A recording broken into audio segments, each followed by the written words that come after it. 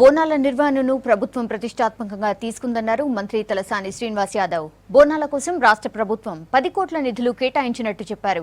సికింద్రాబాద్ లాల్ దర్వాజా బోనాలను ఘనంగా నిర్వహిస్తామన్నారు. బోనాల ఏర్పాట్లపై మంత్రి, ఉన్నతాధికారులు, ఆలయ కమిటీలతో సమీక్ష జరిపారు.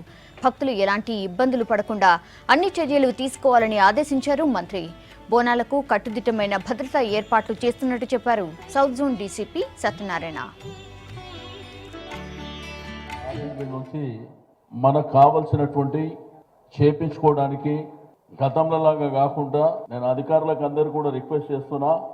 ఈ రోజు ఇక్కడ అందరు మీటింగ్లో వచ్చిండ్రు. మీరు ఏదైతే వాళ్ళు అడిగినరో, మీరు ఏదైతే చేస్తామని ఆ కమిట్మెంట్ చెప్తారో అది రేపటి నుంచి ఫీల్డ్లో జరగాలి. టైం కూడా లేదు.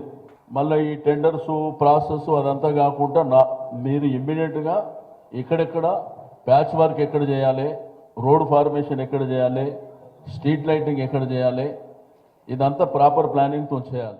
లేడీస్ వెళ్ళేటప్పుడు వాళ్ళకి ఎటువంటి ఇబ్బంది కలగకుండా బోనాలు ఘటాలు వెళ్ళేటప్పుడు కింద పడుకోకుండా ఉండటానికి రోడ్లు కరెక్ట్గా చేయటం, లైటింగు, అన్ని విషయాల్లో అన్ని డిపార్ట్మెంట్లకు వెళ్తే ఆల్రెడీ కోఆర్డినేషన్ మీటింగ్ జరిగింది సాలార్జంగ్ మ్యూజియంలో. ఒక్కొక్క 134 టెంపుల్స్ ఉన్నాయి పాత బస్తీలో. దాంట్లో 19 టెంపుల్స్ ప్రధానమైనవి. దానికి 19 మంది ఎస్ఐని లైజన్ ఆఫీసర్లుగా పెట్టడం జరిగింది. వాళ్ళందరూ మిగతా డిపార్ట్మెంట్లు, water works, revenue, RTC, GS